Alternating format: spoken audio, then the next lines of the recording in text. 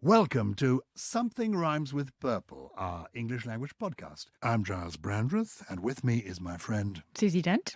And we're here today talking about words, language, because that's what the podcast is all about. The joy of language, the power of language. And we're going to talk today about bad language. So if you are of a sensitive disposition and feel that you hear enough of the F word on the number 49 bus, which I certainly do, now is the time to go back and see if you can find last week's podcast or next week's podcast, but not this one, because we are going to be using a little bit of bad language as we go along. And talking about whether, in fact, it is so bad. Yeah, exactly, because a word is just a word. It's just a sound, isn't it? But they're charged. They are charged. The authority we have to do this is nil in my case. I'm just a word enthusiast. I love language. I know a bit about language because over the years I've written books about it. I'm the founder of the National Scrabble Championships.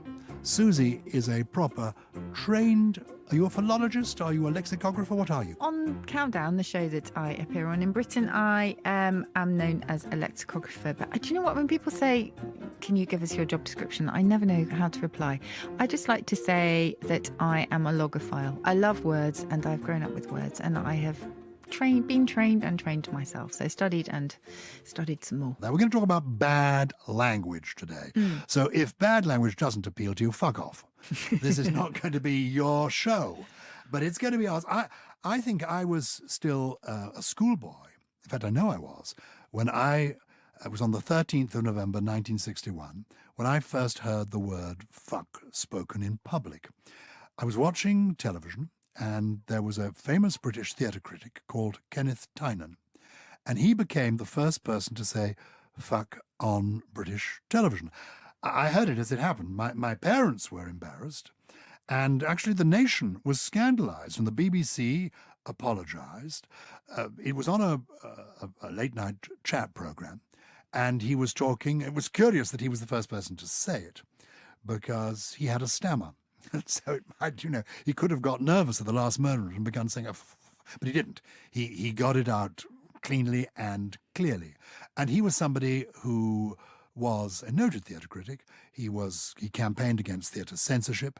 He was famous because he put on a show in the West End called O Calcutta, based on a French phrase, O quel cuta, oh, what an ass you've got, to use the American expression, which was scandalous because it involved nudity, simulated sex on stage.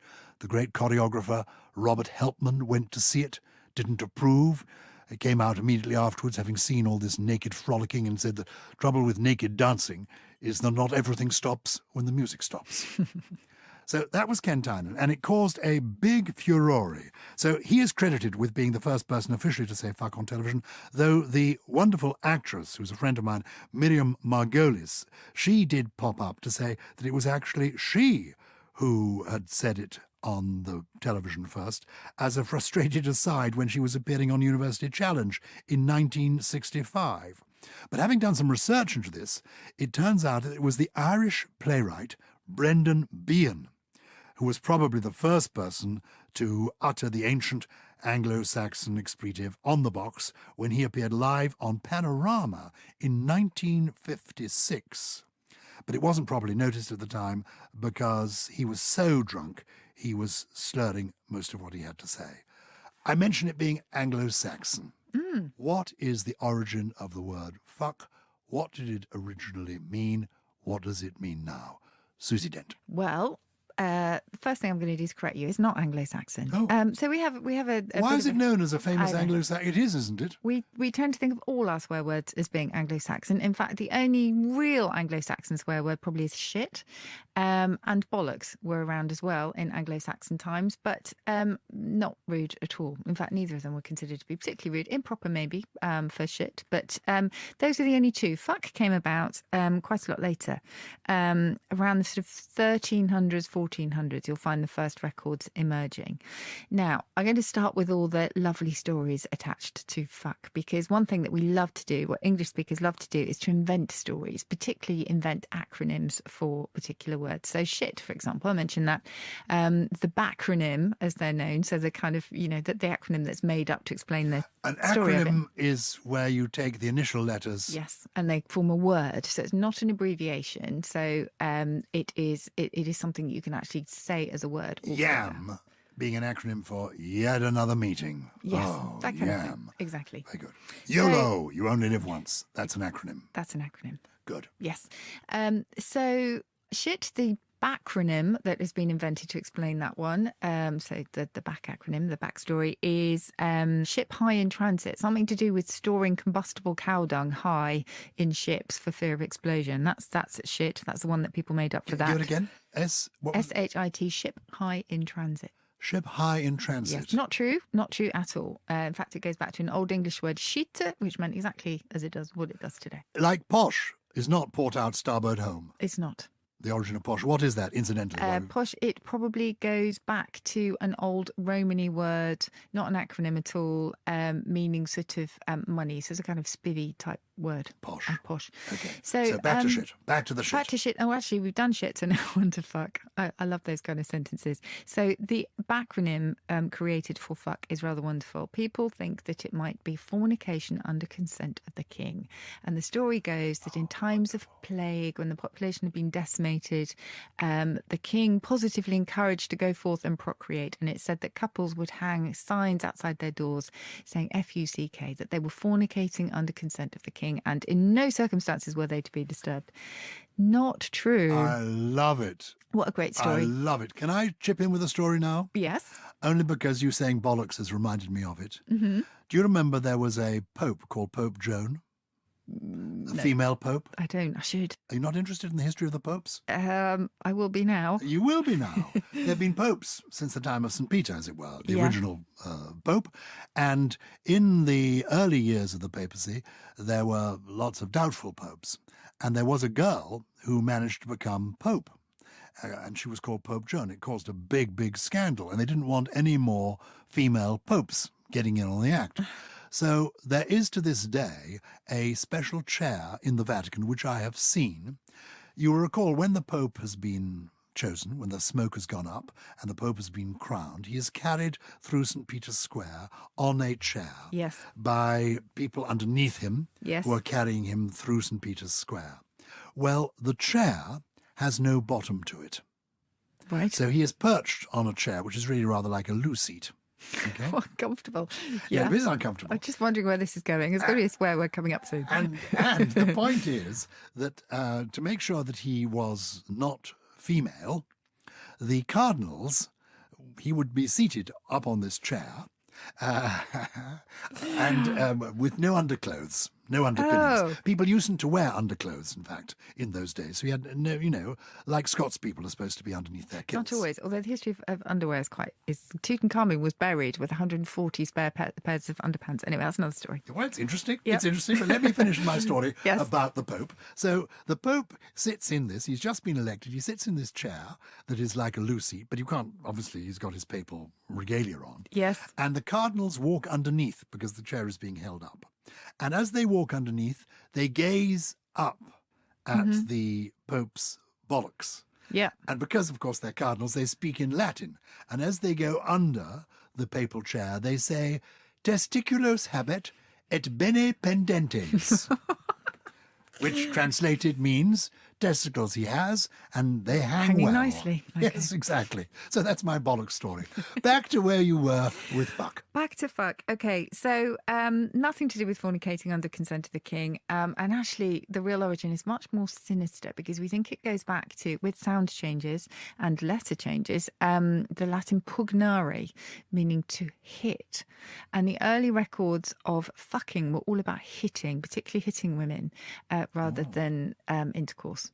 So, as I say, not particularly nice origin. But I have to say, as far as swear words go, not only is it incredibly enduring. I mean, it's still, okay, it may not have the shock value today that it did once upon a time, certainly not in Kenneth Tynan's day. But, you know, as a taboo, it's remained really strong. And you think of all the other words that have fallen out of use. Fuck has kept going. But it's so versatile, Gyles. Well, you know, adjective, intensifier, fucking unbelievable. You can have abso-fucking-lutely. You can just use it in so many different ways. And actually, that's why linguists love it. Separate it then, please, for a moment from, as it were, the sexual act. Yes. In, for example, a book that I read when I was at prep school, when I was sort of 10 or 11, yes, would have been 1960, the year D.H. Lawrence's famous novel Lady Chatterley's Lover was first published in Britain. There was a big court case, and as a result, it was able to be published. Previously, it had been published, I think, in France in English, and possibly in America. I read Lady Chatterley's Lover, and there the word fuck is used not as an expletive, not as an aggressive term, but as an informal, intimate term for sexual intercourse. And it's meant in affection, you know, shall we fuck, can we fuck? So there's that usage. Oh, forgive me now. Forgive me. Excitement, hitting the microphone, yes. Well, can I tell you, it was pretty exciting when I was 11 or 12 I'm sure. to read Lady Chatterley's Lover. Have you read it?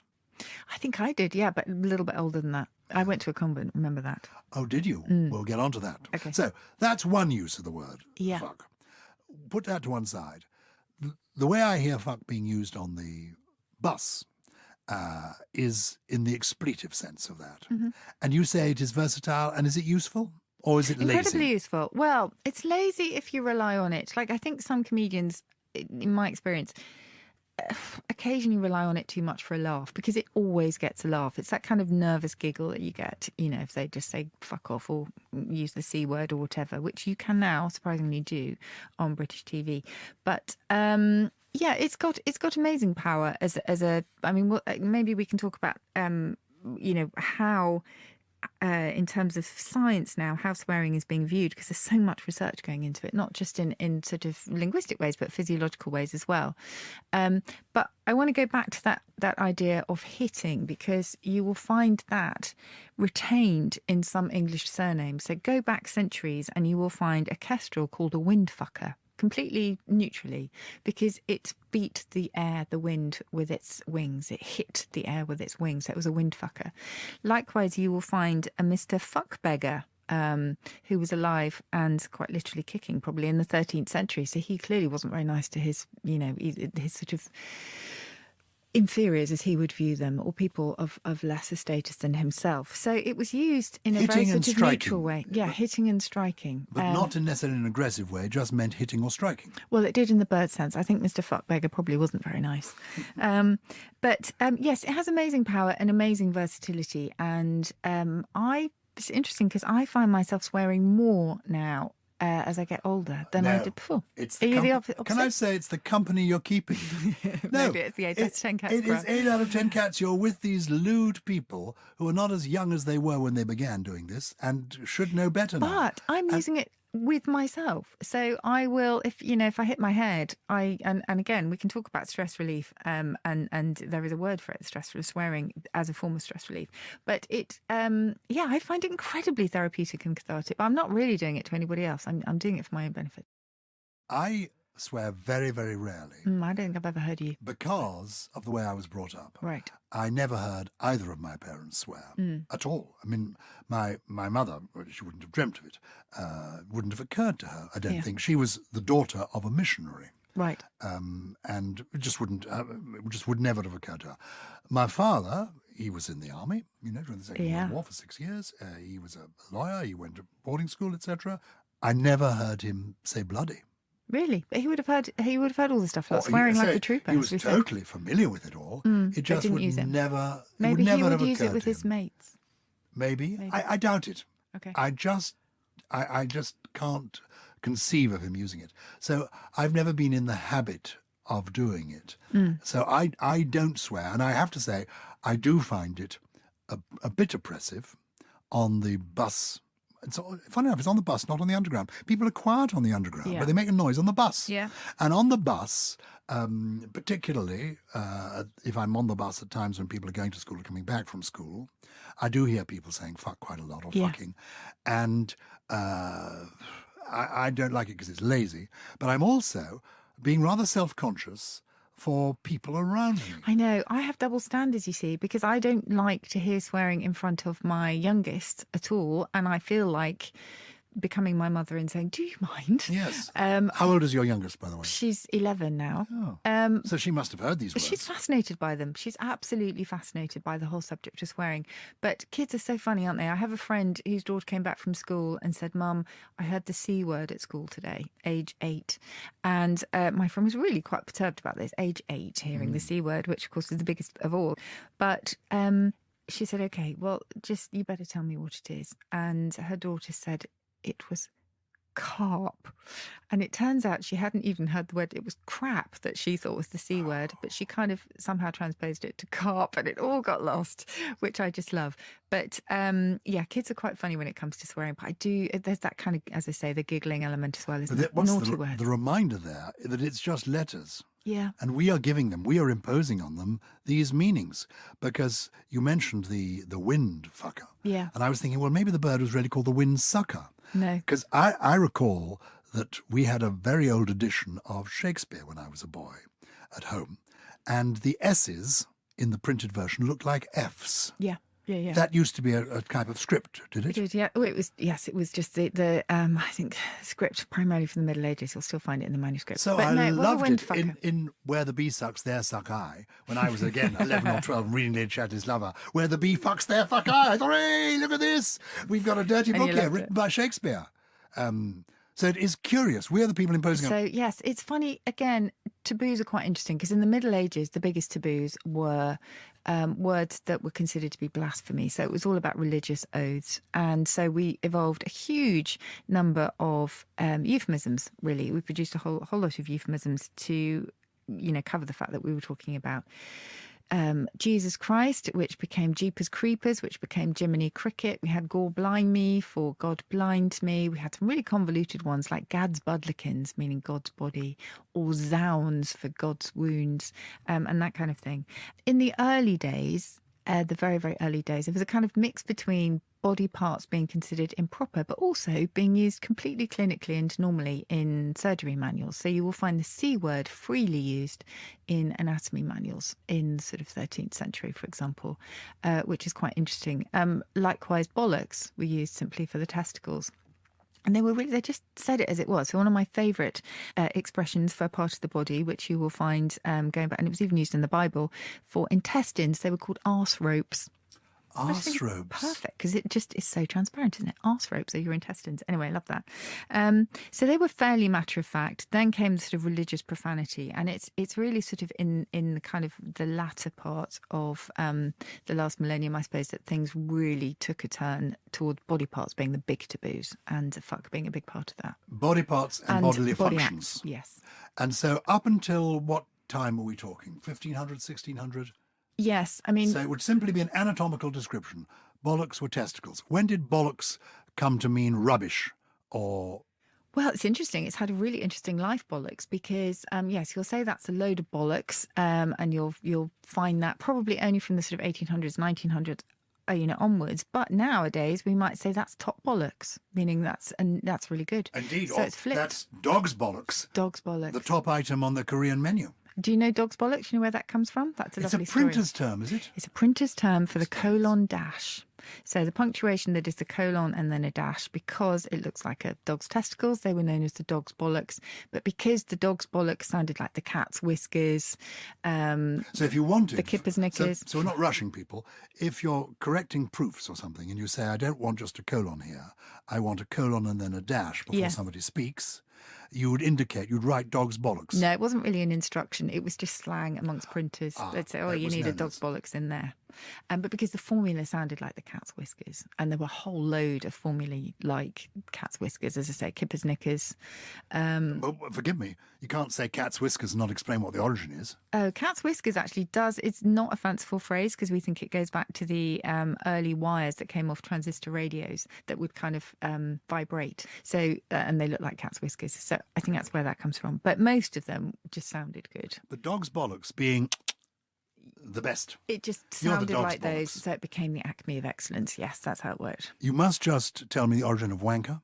Wanker, that's a good one, actually, because I think I'm going to look this up. This in I the must OED. explain to listeners. The reason that I'm not bringing my computer in and that we're relying entirely on Susie's when looking up these words is I do not wish to be arrested at a later date for spending time putting in words like wanker into the computer. Well, okay, not- origin unknown, sadly, in the OED, which is what I figured. But what's quite interesting, obviously, wanker, originally somebody who masturbates. And there's something here, apologies to everyone listening if this offends you, but it's called wanker's doom, disability caused by excessive masturbation. No, but Wanker's doom. they're all doing it now. Have you seen The Favourite? What? Oh, The Favourite, the film with Olivia not Colman yet, and not all of yet. those people. Oh, it's a Is wanker's it a big thing? paradise. Yes, Okay. absolutely.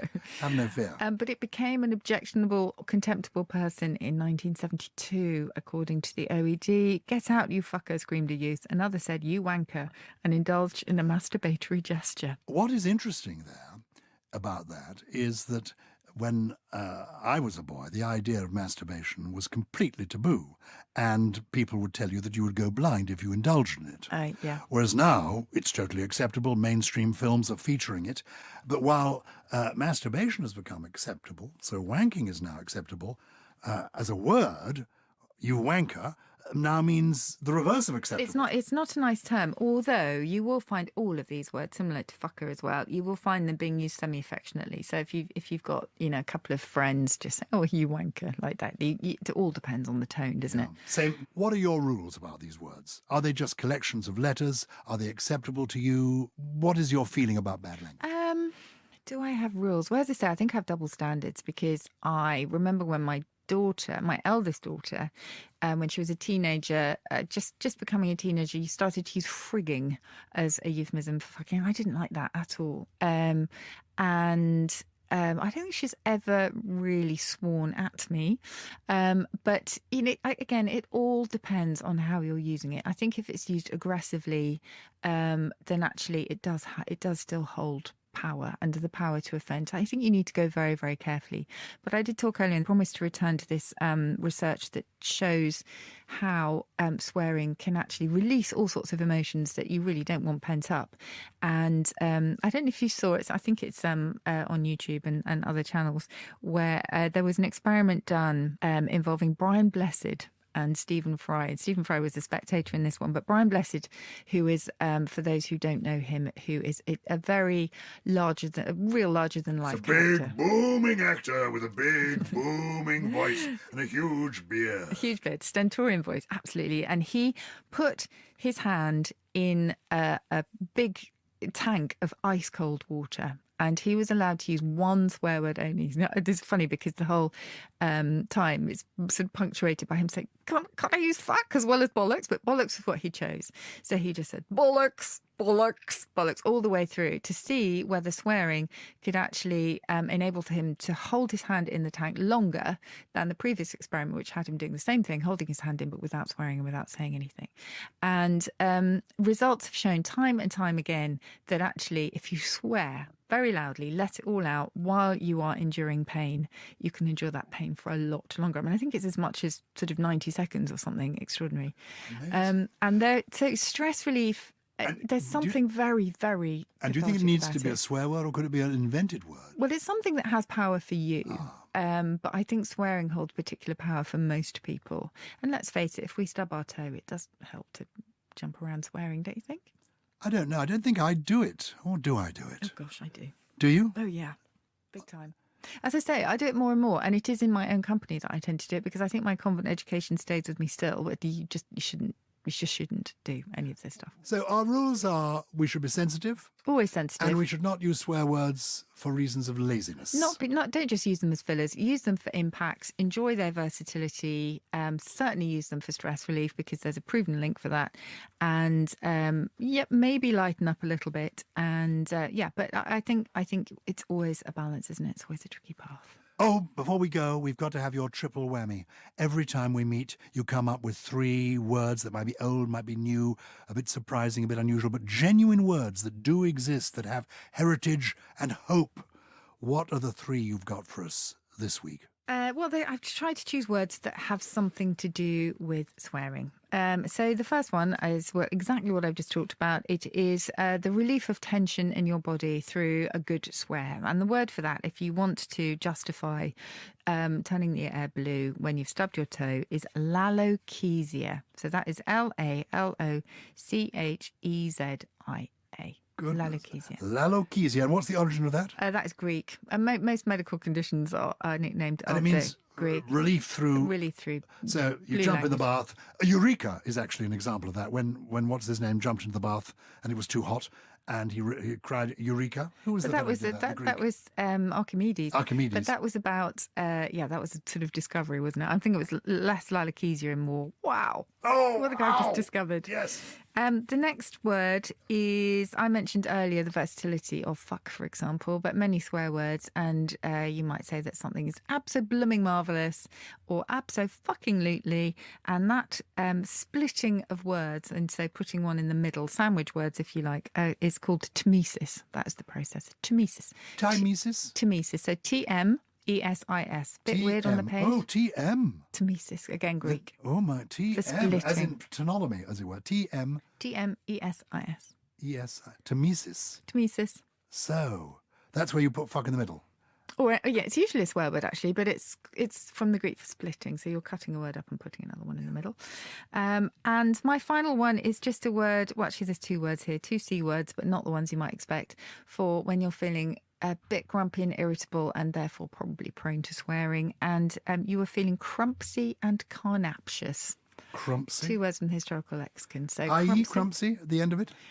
No, a Y. CRUMPSY? Yeah, and carnaptious. And what do they mean?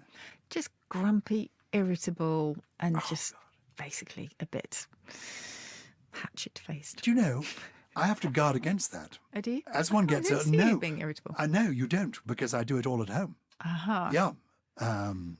My wife says, what the fuck are you up to now? I say, Do all the swearing, you do all the crumpsiness. I'm being crumpsy and canaptious. No, I do.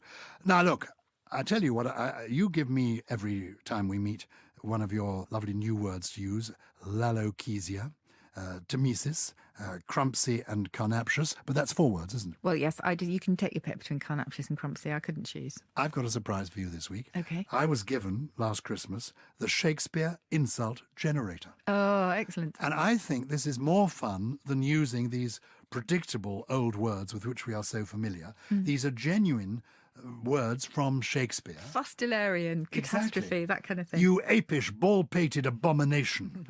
You no, that's too difficult, that one. You cuckoldy, muddle-mettled codpiece. You, I'm just turning the pages, you heinous, snook-shotten horseback breaker. They're rather fun, aren't Oh, they? it's actually, you fustilarian something. I'll tickle your catastrophe, which I love. Yeah. Mind boggles. Nook-shotten means full of nooks and angles, confusing and deceptive. The point is, one should be more imaginative. I agree. So get yourself a Shakespeare insult generator, you greasy, senseless, obstinate jackanapes. I'm loving this. Oh, yes, you puking, sodden-witted measles. This is effective, isn't it? It is effective, but, I reckon if you put a few swear words in, it would have had even more impact. Okay. I'll go away now. Yeah, we'll both fuck off. Do please do what you can to rate it and review us wherever you're listening, because it'll help bring other listeners to the party. And to make sure you get all the future episodes, just subscribe, and then it will all happen. And I do assure you, there won't be this windfucker business every week. We just got a bit carried away today. Something Rhymes with Purple is a Something Else production. It was produced by Paul Smith with additional production from Russell Finch, Steve Ackerman and Josh Gibbs. They didn't do much, but we're including them here just to make them feel a bit warmer.